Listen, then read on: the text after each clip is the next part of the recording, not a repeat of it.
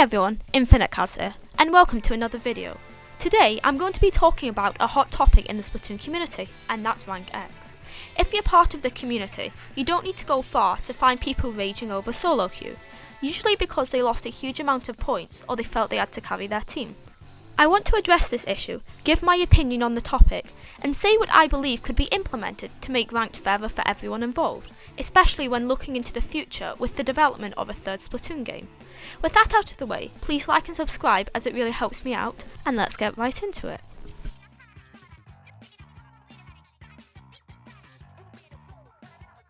To start off, I'm going to quickly run through how Rank X works to those who may not be completely familiar with it. For every rank below X, you have a meter that fills when you win and gradually cracks when you lose. To rank up, you fill the bar before 4 cracks appear, which could either remove your progress or cause you to rank down if you have not passed the OK line.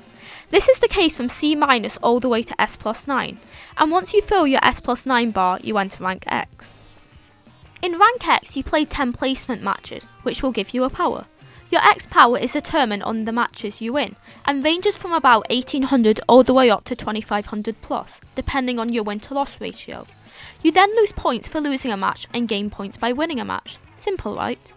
If your X power is high enough, you can be given a placement, which shows how you compare to the other top level opponents, and usually starts when you reach the top 2000.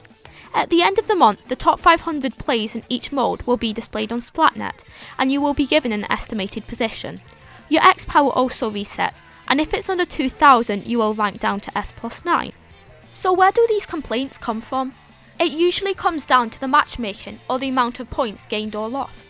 The game aims to place you in a lobby of your skill level, but this isn't always the case. Often you may find yourself placed in lobbies much higher or lower than your skill level, and this can make matches unfair, either for you or your opponents. While I don't want to offend anyone, S+ is easy enough to climb through, and there are many people I've encountered that I feel don't belong in Rank X.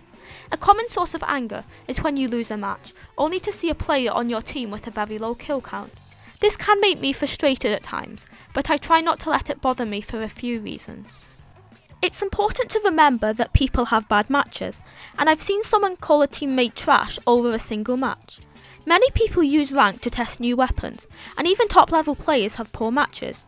You may also struggle in a match due to an opponent who perfectly counters your weapon. I think it's also vital to remember that everyone was at that point once, and they will undoubtedly feel disheartened if they feel like they lost because of their poor performance. How would you feel to open Twitter and see somebody degrade you because you're not as skilled as them?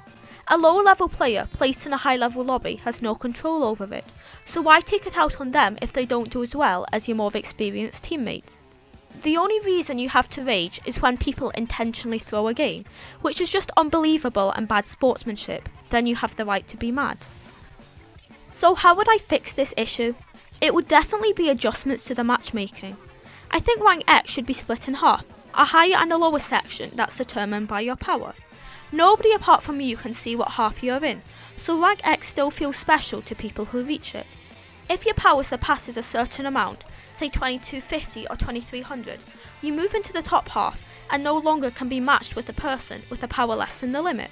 I think it should be very secret, and moving up and down isn't congratulated or anything, but it helps people stay in lobbies around their skill level and cuts down on the times a high level player dominates a game or vice versa. I think there is a very clear divide between more competitive players and more casual players in X, and this could help both sides have so much more fun. Another issue I have with Rank X is how team comps can be very poor, and one team has a definite advantage over the other one. While the game tries its best to make team comps equal, this is not always the case. I think there should be a system where the game calculates what team comp has an advantage and bases the points gained/lost on that along with the other factors. It seems that solo queue is much more luck-based than you may think at first, and simple tweaks like this will make Rank X a much more enjoyable experience. The other main issue is how harsh X can be when it comes to dishing out and taking away points, and how random it could be. You could perform the same in 2 matches, but win 5 points in one and 30 in another. This comes down to random matchmaking and is out of the player's control.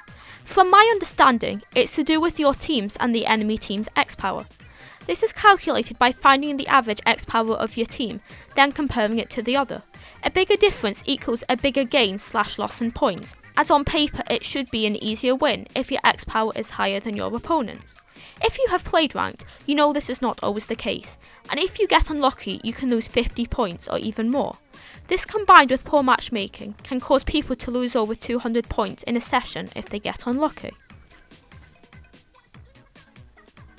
Many people say that this is too harsh, but I beg to differ.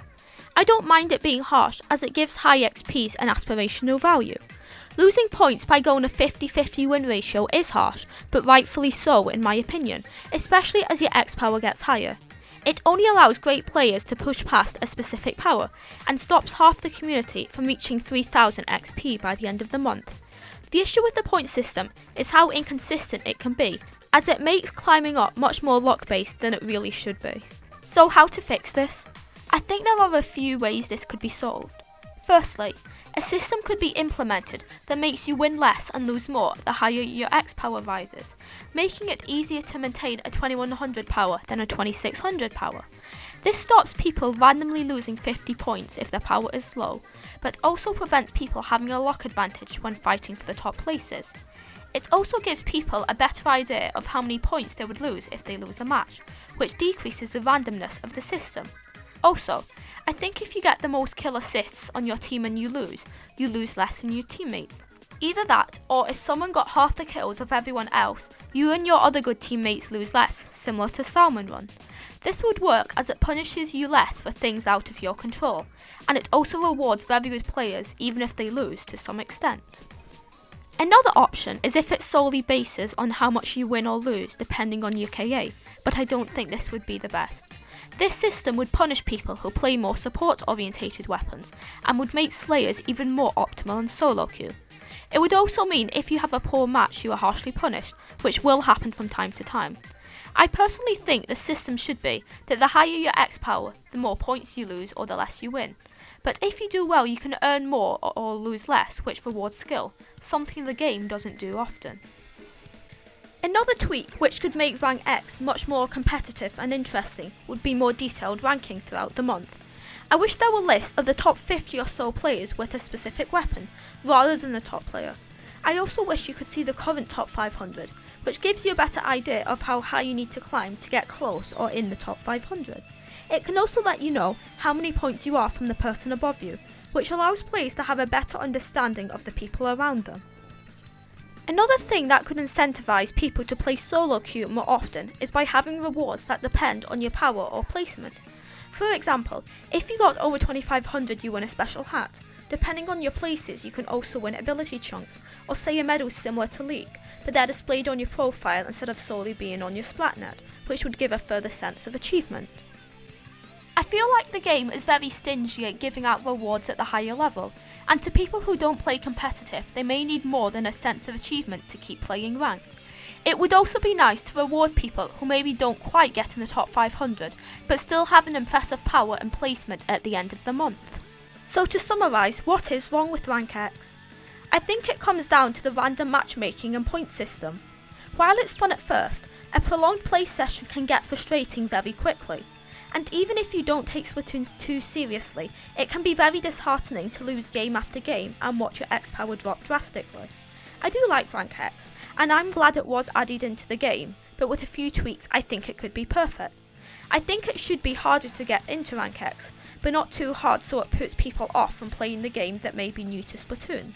I also think that the way points are gained and deducted could do with some tweaks if Rank X continues into a potential Splatoon 3. I hope the developers could make a few changes to streamline the overall experience instead of drastically changing the ranking system, which could introduce a whole wave of new issues. That's all for now. Thank you so much for putting up with me until the end, and I hope you enjoyed. Please like and subscribe as it really helps me out, and with that being said, I will see you all next time. Bye!